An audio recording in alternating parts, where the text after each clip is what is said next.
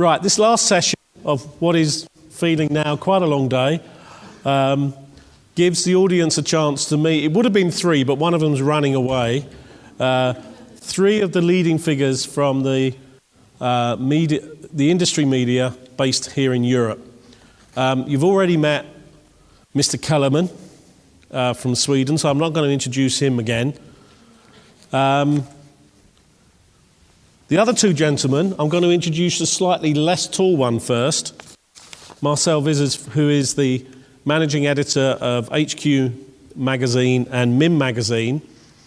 If you don't know the magazines, what Marcel's approach is to his publications is one of content drives the magazine's philosophy.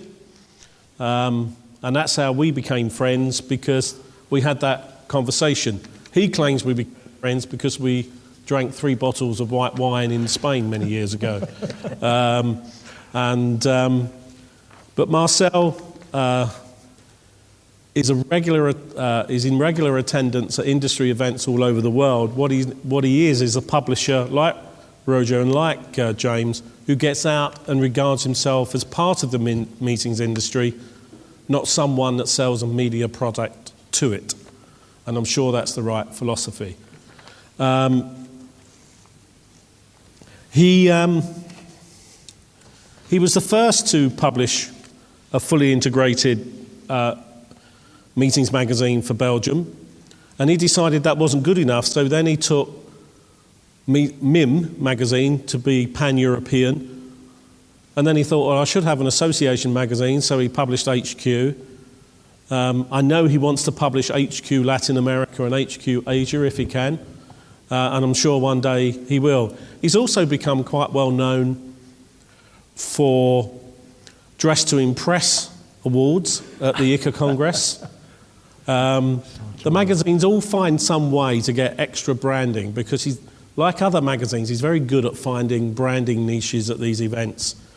And so Marcel and one of his close colleagues, Cecile, generally are the best dressed at the Dress to Impress evenings anyway, but they're not allowed to give them their own prizes. And Roger's gone again.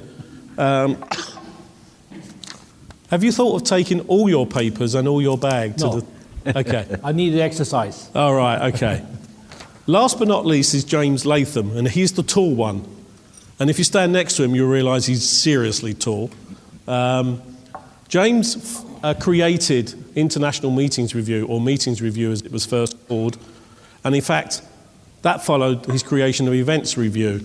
And I remember a conversation he had with an industry professional, and he wanted to get sponsorship for Events Review, and the professional said to him, "Why would I sponsor your event when you don't have the word your magazine, online magazine, when you haven't got the word meetings in the title?" The day after that conversation with me, he changed it to Meetings Review, and he hasn't looked back since. And the reason James did that, he's one of those rare media figures who listens to the industry. Since then, International Meetings Review has gone on to be the largest network of independent industry meetings titles, of which Roger's title is one of them. But also he's partnered with many of the leading associations and trade shows, such as IMEX and EIBTM, CONVENE, meeting show, amongst others. The associations such as ICA, MPI, they're a major partner now of ICA. They've found their niche. They buy everybody lunch at ICA, just like IMEX does and others do. But one of James's specialities is a great storyteller. He believes that great press coverage, great media coverage is improved by great stories. And if you've ever listened to his videos, you'll know he's a great story. He's a great narrator. And he did a video coverage of Slovenia one year, and it felt like a fairy tale. Despite him being very tall, it sounded like almost a child's story, the way he brought in the audience. Excuse me. So they're our guests. The only reason I'm moderating this is that there was no one else to do it, really. So I volunteered. What we're going to do, we're going to ask each of the three media tycoons, moguls, leaders, to talk about their media philosophy. Why they position their titles to cover the things in the way that they cover them. And then we're going to get them to say, why would they cover your news in their titles? What floats their boat, to use an analogy? So, right, James, you're the newcomer. James has come straight from the airport. He's not even checked in yet. From AIPC conference in Brussels. I think it was AIPC. So, James, tell us about your media, your editorial creative philosophy, please. Or do you have one? Well, we're slightly unique. As you rightly pointed out, we're a network of publishers. When it comes to... Somebody call an ambulance for him. When it comes to International Meetings Review, because we are effectively, we are a network of 14 publishers around the world. We have coverage in a pretty much global footprint with the exception of Latin America. And so we're more of an aggregator, we're more of a curator of content that comes from 14 different sources each week. We bundle it up into a weekly news alert, and then we distribute it back to the publishers, who then themselves distribute it onwards to their audiences around the world. And because it is such a complex network of content providers and distributors, we're very much at the hands of what they are producing as their top stories that are relevant to the international outbound market. We don't service domestic audiences. That's done by our respective publishers. So to a degree, we are at the mercy of our members, both in terms of content and distribution. Where we come in is to actually support what is a digital platform with rich media. And what I mean by that is video and audio. And that's really become something of a hallmark of our product as more and more people are consuming media over wider and wider spectrums of bandwidth. So the net result of that is that we're seeing a huge shift in terms of the way that content is delivered away from print and increasingly towards a richer video and audio base. But I'll come more to the philosophy of storytelling perhaps when we come to the second question. Okay, Marcel. Yeah. As Paul told you before, we are based in magazines, Headquarters Magazine, and in a European Association magazine. MIM is an European corporate magazine. One of the most difficult things, I think, in Europe is to translate the definition of Europe.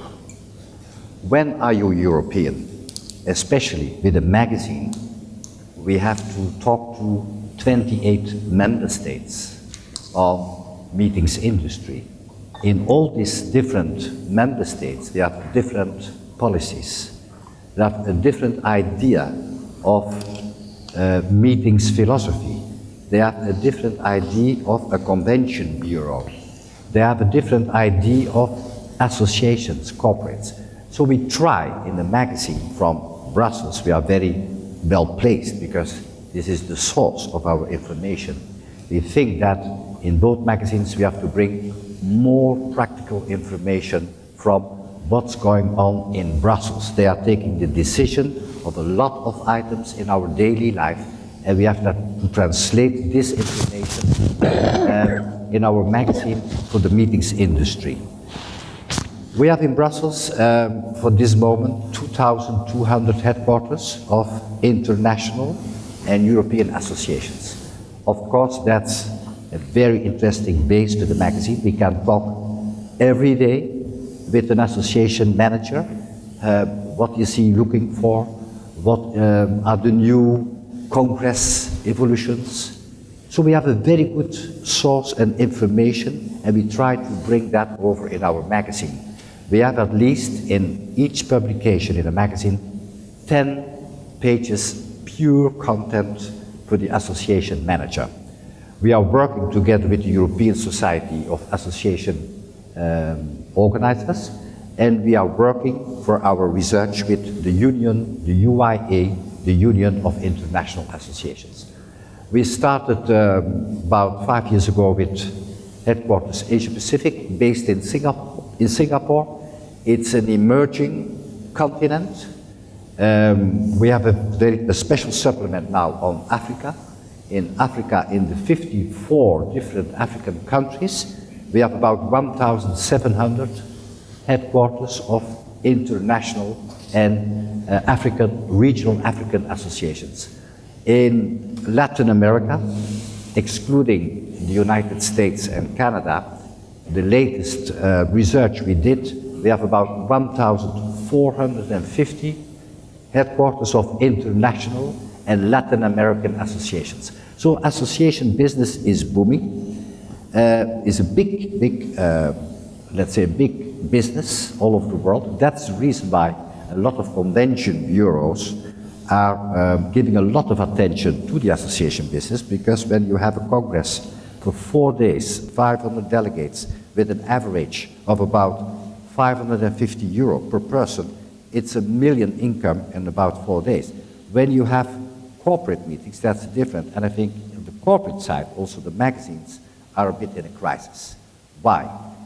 I think that it's business, because when destinations are looking at the business, they say when you have a congress of 400 people, you need a lot of energy to have that from the corporates. That's also the reason that we are making more and more attention to support the different destinations for corporates. I give an example. When IGAS from Riga was working with a few years ago, starting with MIM magazine, he was interested in the business from Middle Europe for corporate people. So in the good old days, I think we were working and writing only what the supplier was telling us. Now with, in a new way of writing, we will sit together, like we did with IGAS, and say, tell us, what's Riga? What do you have to offer? What are your strong points? We try with the destination to support the branding, but the right branding of the destination and the city. And so at the end, we send a very specialized journalist, and he's writing his story from the heart, not from the business, because the readers, they have changed a lot. You cannot tell people like an association and tell them we can do that, and at the end you cannot deliver the service. You will be punished. So I think it's a new way of writing, and it's a new way of communicating with the readers.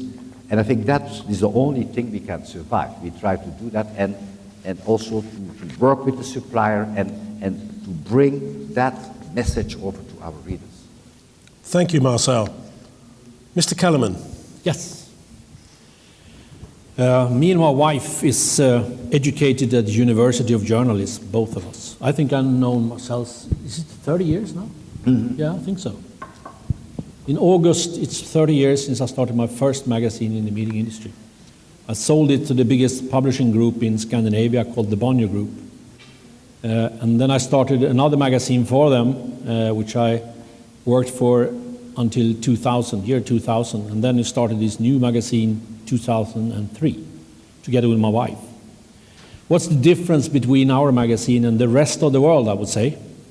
Well, I like to say the same thing as Robin Sharma. Anybody here knows who Robin Sharma is?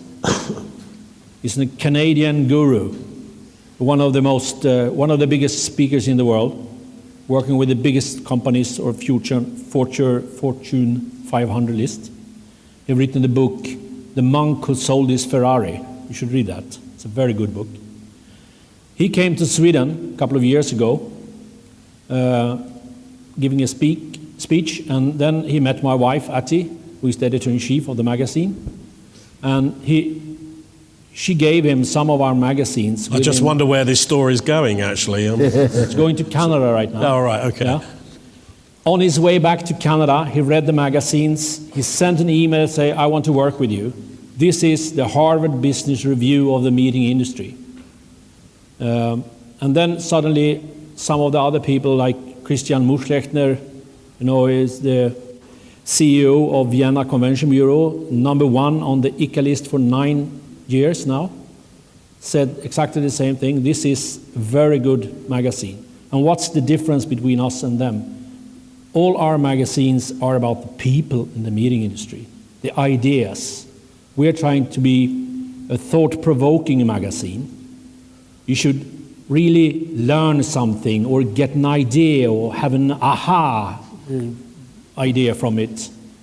That's the big difference. Right now we are in the Swedish magazine. We are publishing the Swedish magazine 6 times a year and the international magazine twice a year for IMEX and for IABTM.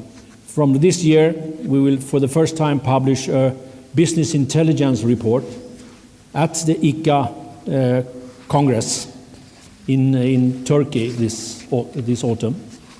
And to do that, we have been creating a business intelligence report in Sweden for 7 years. Welcome. Who's going to sing? Whose was that? Sally. Sally, a little song, I think. Okay, her song was, I really thought I sent it off. I apologise. So thank you for that. Don't forget, everybody, if the phone goes, you sing. That was 1 strike. That was 1 forgiven. The second one is not forgiven, but actually you've been excellent. It's interesting, that's the second time I've set that rule in Lithuania, and both times it's been a sort of speaker come organiser whose phone has gone. So, Roger, sorry about the rudeness of the phone. No problem. No problem. What I would like to conclude is there's a new book on the market called Into the Heart of Meetings. Have you heard about that? It's the most important book for meetings maybe ever written. So you should actually buy it. You can buy it. You can find it on the internet. So who wrote that, Roger? It's Erik de Groot and Mike van der Wever. That's if you can pronounce those surnames. Yeah. They are very special guys, and the book is like it's very hard to read. But if you do it, you will be educated in a totally new way of what meeting design is all about. We have published 2 articles, not from the book, but with a heart in the book, and we are going to publish another 2 stories. And this, as I see it, is maybe some of the most valuable articles we have ever published. So that's the difference between us and almost the rest of the magazines. In our real magazine, we don't publish anything about destinations. And I have the magazine here, and I'm testing that claim. And there's not a destination review in it. But we do destination magazines as well, but separately. And we never do anything but doing it ourselves. It's our photographer, it's our editor-in-chief coming to the countries or the cities doing this in a very proper journalistic way. That's the way we work. What is interesting about all 3 gentlemen, and I can speak a lot for James because we worked together on Meetings Review, was that actually the fundamental underlying principle that it's content above advertising. The belief is if the content is skillfully put together and projects a particular positioning in the marketplace, that will bring the business anyway, and it will position that particular title as a different type of magazine. And if you read, and there is also quite an interesting similarity between Marcel and Roger's companies in that they also they're not glossy in the traditional sense. They're matte finished, and they make more serious reading than most of the magazines, which are destination supplements, quite frankly. Okay, I'm going to ask you some questions, and then we're going to throw it open to the floor. How many press releases in a typical week would each of your titles receive, and what makes a great release stand out? This is practical advice to the audience. They want to know. Marcel? Well, we receive, of course, a lot of press releases, at least every week, 100 at least. So straight away, you're trying to get your press release in front of another 99. Can I just ask you, Marcel? How many is called press releases? Yeah, I will give you a nice example, just fresh here from my PC, from my iPad, sorry. A few ones. I got just one from Monaco, from a hotel, telling me, dear Marcel, we just changed the carpets on the 5th floor of the hotel. Thank you very much for publishing that in your next edition. You can imagine what I'm going to do with that. Then I received a very fresh one from Vilnius, from telling the people in a very nice way that CONVENE has opened today. It was from Zita, I think, you sent it out. And with a very good message that, because a lot of people, they don't know Lithuania. They say, oh, what's going on there? So it got your attention. And then it's just a very nice small announcement. And then you do a click, and then you have the full story. And that's a very good press release. This is fresh from the iPhone. Roger, how many do you get in a week? I guess this is similar. It's 100, maybe. So what makes you cover something that's real news? Or do you cover any press releases? Because Yes, I've had a quick look at your magazine. Yeah. In the magazine, it's never, ever a press release. Okay. Never, ever. It's only on the net, in our Okay. newsletter. So if you expect to appear in this magazine by a press release, don't waste your time. But if you want to appear on the online news service, you've got to think about that. And what makes, for you, when you get your 100 press releases a week, what makes one stand out that is your team is going to take time to replicate that online and no doubt shorten it? Well, first of all, if it's up to date, is it like Sita sending us today, something that really happens? Not saying this happened 3 weeks ago or 1 year ago, because it took them so long time to rewrite the press release, so I got it 1 year later. And I think it got to have relevance. You have to have some content to tell us. And I was laughing when Marcel said about the carpet, because I got another one from a small venue saying, we are refurbishing all our rooms. Not how many rooms. I have to look for which venue is this. I can't even remember it now, 2 days later. I think you should dramatize. For me, it's, of course, sometimes a press release creates into an article. It's not very often, but it happens. But we need good stories with good people. I can go on with this forever, but just saying that the photos they are sending to us, you can't even use them at the toilet. That's how bad they are. And I asked them to send me high-resolution photos. They said, but you got all our photos. This is what we got.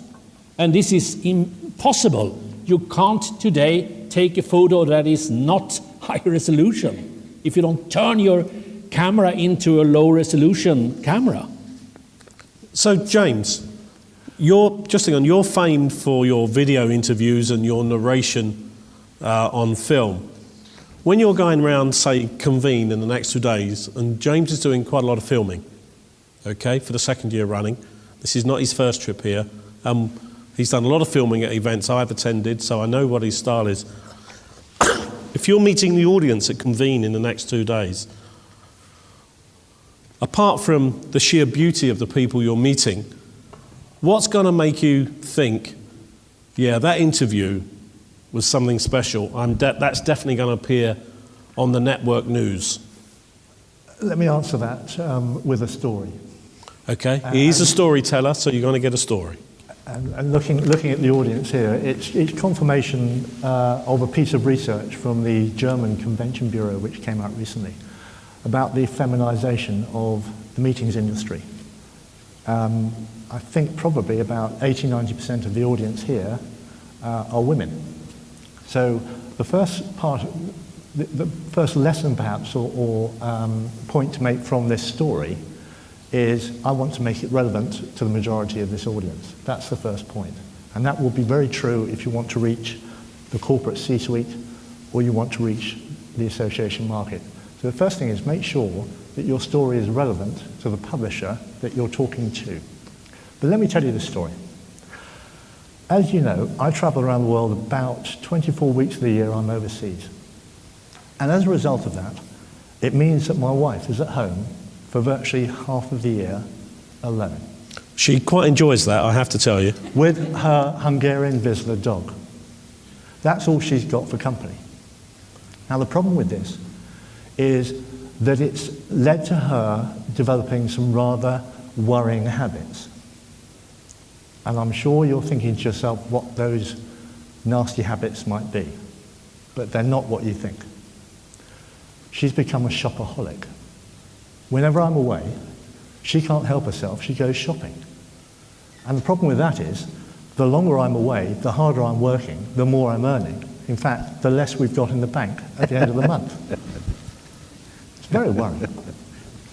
So at the end of last year, I said to myself, we've got to find a solution to this. And she's always been a great animal lover.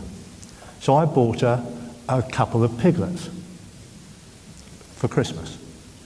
It was a cheap Christmas Small present. pigs. Little pigs, baby Little pigs, baby pigs. So a couple of baby pigs. It's a very romantic present, isn't it? Anyway, she fell in love with Pete and Dud, as they were aptly named.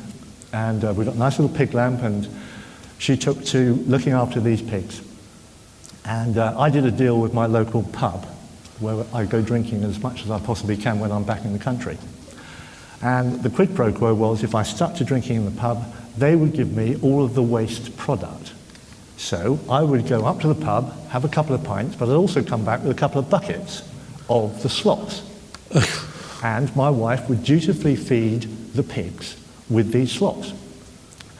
In the meantime, she would take them out in the garden, they would play and frolic, and they were the happiest pigs in the world. They got lots of attention, they got the food they liked, and because they were well fed and well cared for, they made the best sausages, the best bacon, the best burgers in the world. They were delicious. And she started a little pig business off the back of it, because we sold the pig meat to the family and to the friends, okay? And we chose our audience. We didn't sell to anybody who was Jewish, because we didn't think that was appropriate, okay? But as a result, what's happened is she goes to the shops less. She's got more money in the bank to go shopping if she wants to. She's making money out of the pigs.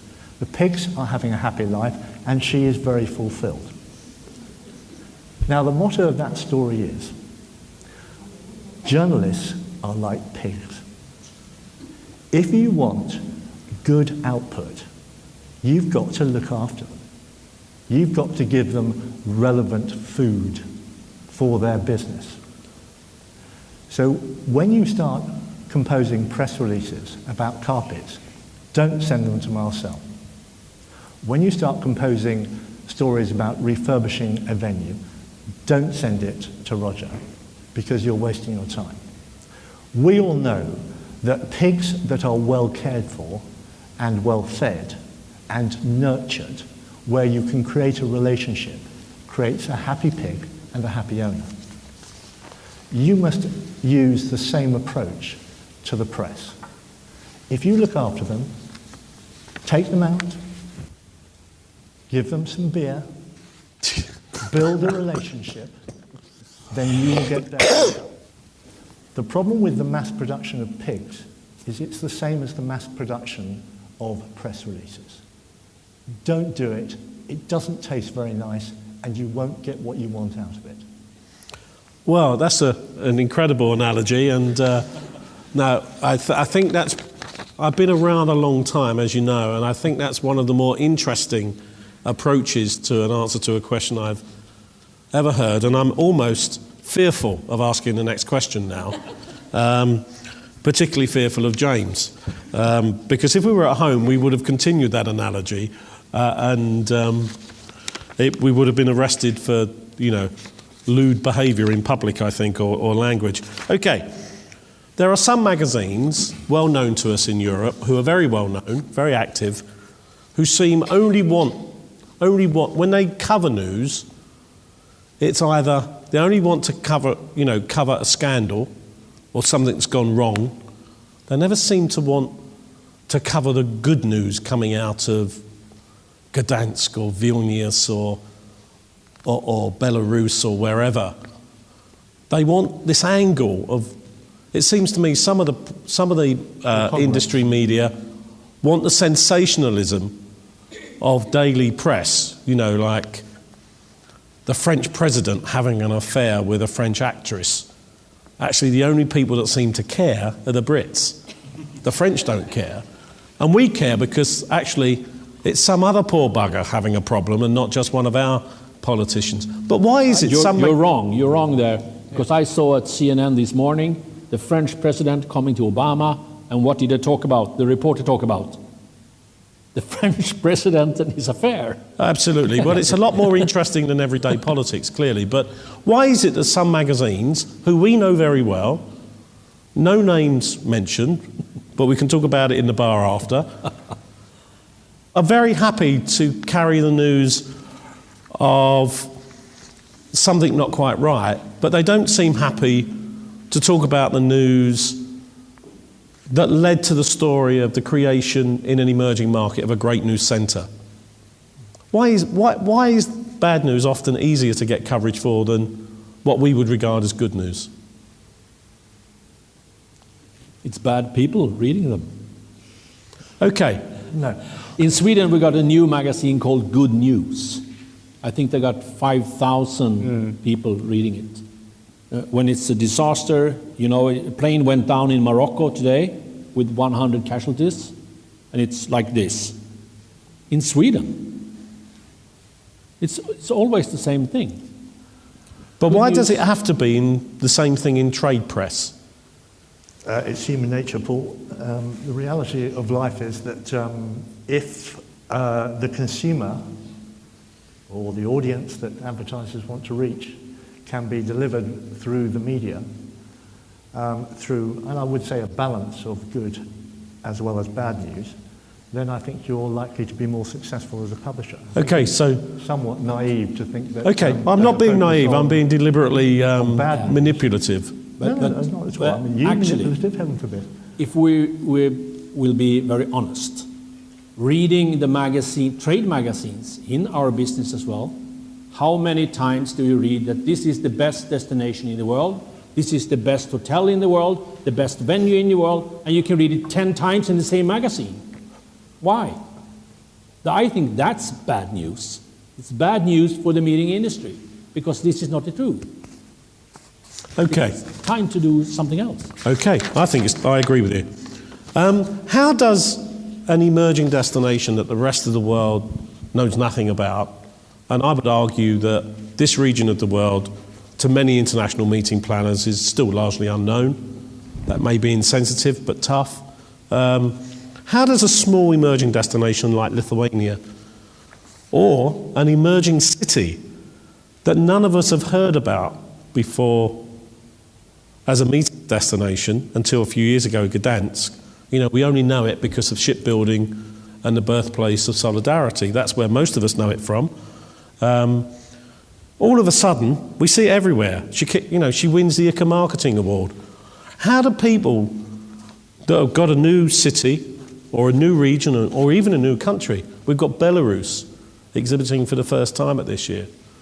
I mean, collaborate. How do they get coverage with you?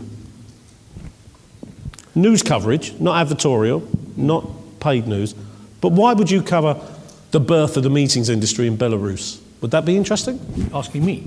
I'm asking the panel. Yeah. For example, I know Tallinn and Estonia. I know Riga. But for me, it's really the first time I'm in Lithuania. When I'm arriving in a new destination, I always try to open my mind. And from the first day on, I'm writing a lot of impressions. So my first impressions after one day of Lithuania is, it is not snob,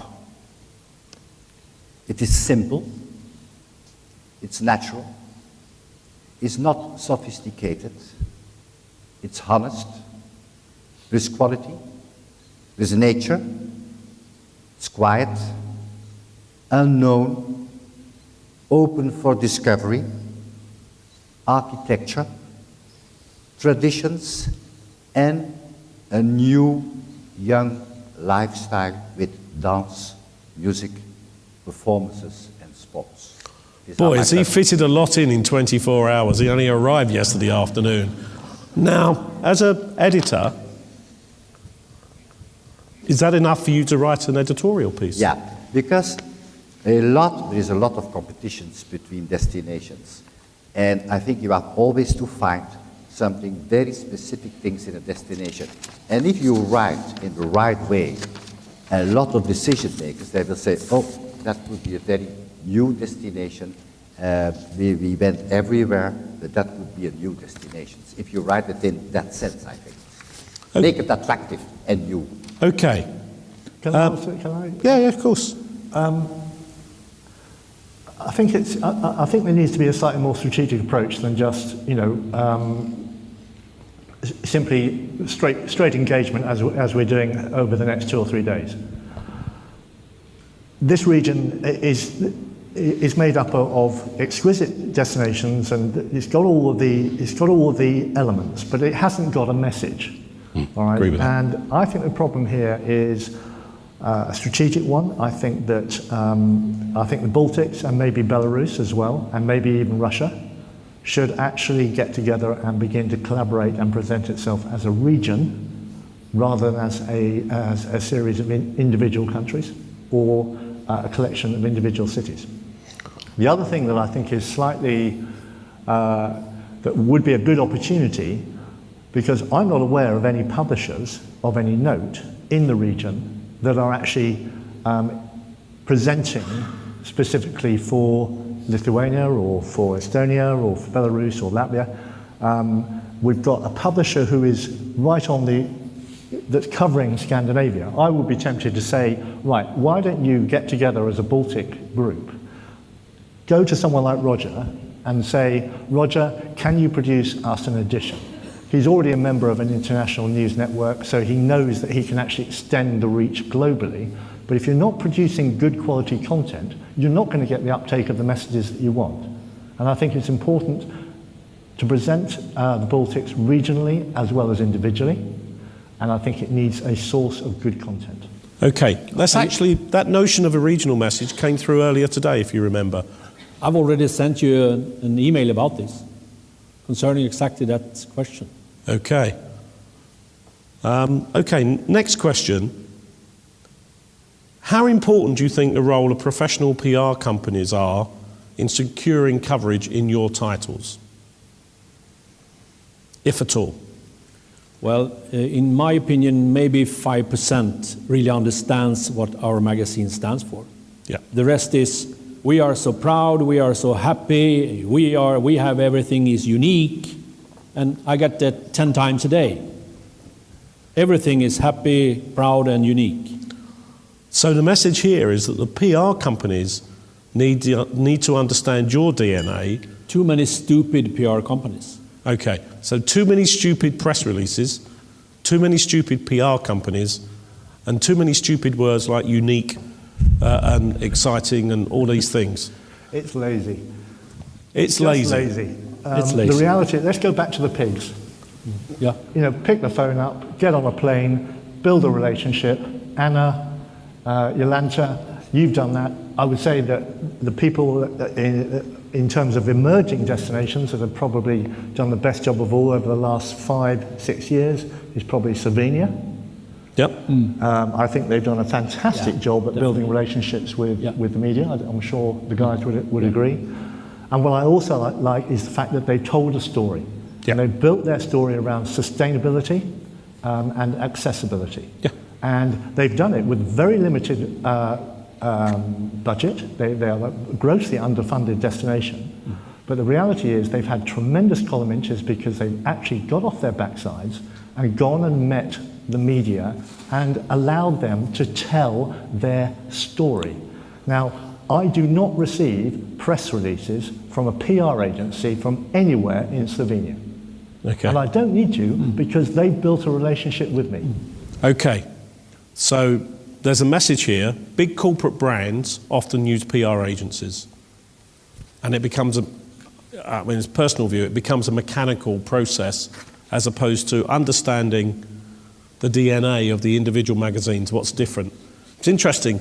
I advised the meeting show in the UK. I wanted to get across to the head of marketing of that organisation the difference in the magazines. Very important. I would say you are on the right way. I should never ever have thought about working together with a new exhibition in England if it wasn't for Paul. Why? Why should I go there? It's 250 different exhibitions in the meeting industry or the event industry. But when you said this is going to be interesting, it's the same with you as I see it. Yeah. You are on the right way. Continue your good work. And I remember I introduced the head of marketing on the show to Marcel. We're based in London. I made that introduction in Brussels. He chose the restaurant, but I had to pay.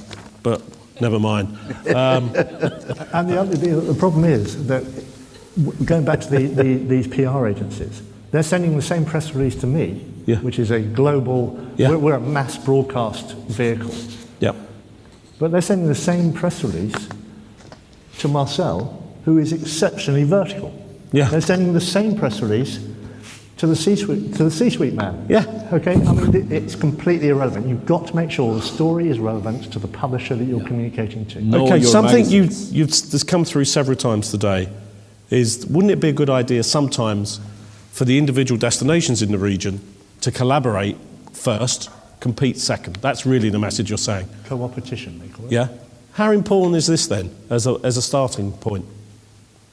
The idea of CONVENE was that this is an opportunity for the region to come together to benefit from the economies of scale and bring in the largest amount of hosted buyers ever to assemble in the region or ever likely to assemble in the region.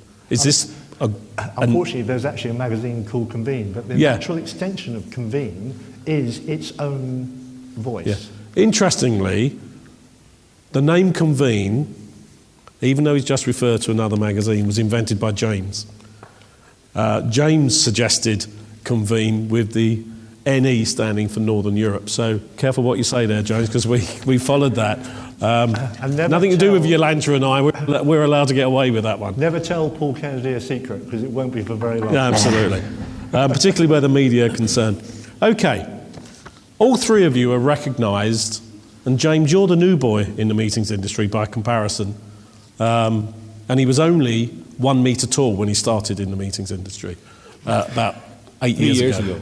And you're all recognised not for sitting on your backsides in your editorial offices, but giving back to the industry and getting involved in the life of the associations. You know, humorously with the Dress to Impress, but Swedish Meetings Week. James doesn't ignore. All three of you do a great deal of speaking without payment to give back. How important is it for the people like us in the room to follow that example about getting involved in the marketplace and being seen to be truly part of it? Do you get back more as businessmen than you give, do you think? Definitely. As being a member of ICA, and maybe not MPI today, but ICA. Yeah. And we're doing Excuse this me. exactly the same as Marcel. We are bringing hosted buyers to IMEX, to EIBTM, to Meeting show. meeting show. Little plug for the meeting show people. Trying to do it to CONVENE as well, but it's very close. Next 2 weeks ago for a meeting show. So, but I think this is a start. For me, it's a start. This is a long-term relationship. Long-term relationship. CONVENE is not a short-term fix. It's got to be part of a longer-term strategy where the meetings industry gather together. All these 3 countries was very close to Sweden once upon a time. Okay. We even owned some of I'm going to stop asking questions because we're running out of time. We have a smaller, more intimate audience now than we started off today.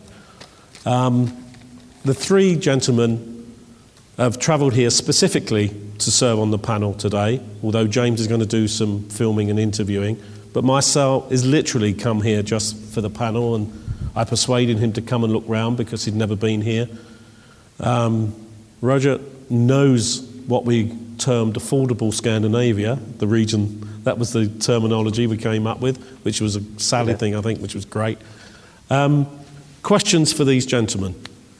The first thing you should be doing is making sure you get to know them over the next 2 days. If you're a supplier and you don't get to know them, you're silly. That's how I got to know them. I spent time with them and understanding their DNA. You know, I understand Roger's approach to his magazine. I spent hours discussing Marcel's approach, or I'll rephrase that, I spent hours listening to him. Any questions for these strange set of gentlemen? Sir, can you wait for the mic and then identify yourself, please? Hello, my name is Austin. I'm CEO of an experience agency called Travel Out There. I've got 2 questions for James, actually. We currently have 2 videos, cameras pointing at me, and I'm sure what I'm going to say is not really going to, let's say, beat the clutter of information online. How do you produce content that really does engage and attract viewers video on a video format? Good question. First and foremost is to make sure that it's produced professionally, that it tells a story. It's got a beginning, a middle, and an end, the same as any other form of media. But the key thing is to make sure that you are engaging as many people in terms of the content who themselves would appeal to the audience you're wanting to reach. Now that could be on the supply side, it could be on the political side, and most of the video that we do is geared around making sure that we are promoting the value of meetings to the political classes. You'll see an awful lot of engagement with the likes of, next week we have, for example, the Governor of Massachusetts talking about how the industry is playing a pivotal role in the development of their knowledge economy. Now, that's relevant to the political classes. It's relevant to their stakeholders, who obviously are their local, regional, or national communities. And the key thing is always to make sure that you've got a hook that's going to therefore be relevant to those, in that instance, those political classes. I think relevance is one thing, and then I think the quality of delivery is another. Okay, your next question. And I didn't expect that accent. Okay. Well, that sort of leads on, actually, Paul. Thank you for the next question. Would it be possible to create a relationship with your wife to import some prime British bacon to the Baltics? It is not here on the menu at all, and I think a lot of hotels could benefit tremendously. Well, I think that will have to come in the form of an advertising feature. My wife comes at a price. Oh dear. Well, where do we go from there, really? Next question. Oh, God. I must confess, I have to tell you, his wife is expensive, because she did come to Slovenia one year while we were working on CONVENE. And she came back that day laden with different bags, and James said, well, not only has there gone our profit of this trip, there's gone our revenue for the month. And so I understand his worry about these things, and pig sounds a perfect solution in that sense. Another question. Okay, we've got a question from ICA. Hello, I'm happy to see, I'm Irena from ICA. I'm happy to see that all our members are on the stage. And my question is, do you do a research about what the readers would like to read about? You mean the research? Research. Yeah. About Do you topics ask they would your like to read readers about. what they want to read about in your titles? Do you think Harvard Business Review asks their readers what to write about? Do you think any? It's maybe some magazines, I have never heard about it. Yeah. We are doing it because we have a lot of these headquarters in Brussels. So from time to time we have round tables. One of the round table discussion was when three cities, when there is a bid, and three cities are ending up, for example, Copenhagen, Geneva, and Lyon, they are very three good cities. At the end, who is going to win? What is the secret behind it? And a lot of Congress and secretaries generals of these associations told me some very important points. First of all, it's a difficult decision. It's based at the end on 10 items. I will give you a few. Then they are looking, is the Convention Bureau working with members? If yes, -1 point. Because associations, they want not to be limited to members. They want to talk to everybody in the city. Second, do they have to shop in the hotels, or is there an association of 5- and 4-star hotels? And is there one representative? And when they are signing the contract, do my Secretary General, my Congress organizer, and the president of that have the same rates and the same upgradings? If it is yes, +1 point. Third point, is there in the city, on the governmental base, is there one person in the city who is responsible for transportation? So I want to talk to one person to get very good, etc. So a lot of things behind, and that's the way how our associations are feeding us to write stories and give Okay, so you get that back from regular feedback, and that reflects your editorial policy, your content policy. Okay, I think generally speaking the answer to your question is no, but because Marcel has this, you know, he sits along the road from 2,300 international associations, and he publishes a very focused magazine for what is a relatively small focused community if you think in the wider world. Next question. I have one more. Oh, she has another one. It's not about pigs though, is it? Okay. How often do you three work together? Sorry? How often do you three all work together? Well, apart from the bar. Yeah, it's. I think there is. We have a lot of professional associations in our industry. The most difficult people to work together are the publishers. I think that was never. Okay, the answer to that question. Very difficult to work together with the different magazines. Okay, So but I just have to say, 30 years ago we tried to organize a trade EMPA. association. The European It worked for Meetings 6 months. Industry Publishers, EMPA. I have all the documents in my files. At the end, it was a very good structure, but at the end, it ended up with a fight between the editor-in-chief of the former editor-in-chief of France and one of the magazines to become the president. They had a fight between the English and the French, like for a good old time, all the time. So it didn't work. Why break that? It didn't work. But as you know, They're both dead. 2 years ago, in actual fact, we did break that mold, and that was driven principally by globalization, because in the end, we did actually get 14 publishers to collaborate and to co-create, which is a ghastly Americanism, a international meetings review, and it worked. And the net result is that they, the members, are distributing an aggregated news alert to 300,000 recipients every single week. I think that question you've asked would be very interesting to ask all the titles in a single country. That would be a very interesting. Could you imagine CNIT, M&IT, and Conference News working together in the UK? I think hell might freeze over first. No, that wouldn't happen. That would never happen, because they're competitors. What you do is, if you can get, in our instance, what we did, Paul, was we got one publisher from each territory to provide international related content and distribute it to their outbound planner communities. And what it did was it enabled each publisher to elevate itself from being a domestic competitor to CNIT, and as a result, MNIT became the international voice of the UK to all of the audiences of the other 13 publishers. Yeah, just to let you know, Haymarket have got a mic under your chair at the moment. That's not Are there any more? One more question before we close the day.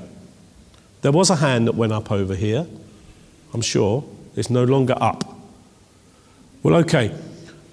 Can I really urge you all to use the knowledge base and the expertise of these three senior media representatives? I've known them for many years, and I've worked in business with James, and I spend a lot of time listening to the other two because they have a particular style of magazine production which is quite different from anybody else in the market anywhere.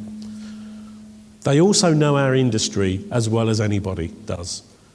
Their network of contacts is extraordinary. And they're free while they're here. Doesn't cost you anything to come up, exchange your business cards. They're free while they're here because we're paying for the wine. But seriously, I've never known any of them not give time to the most junior member of our industry. One of their, if I can spare their blushes, they don't only work at a senior level. They're very happy to engage with new entrants to our industry, junior staff, and for them there are no stupid questions. I can tell you they might give you stupid answers, but they will always give back to the industry because that's what their reputation deservedly says. If I can thank you all for flying into Vilnius to share your experiences, for staying with us for several days, which, given that they run businesses and they're not getting paid to be here, is very generous of them. So thank you very much.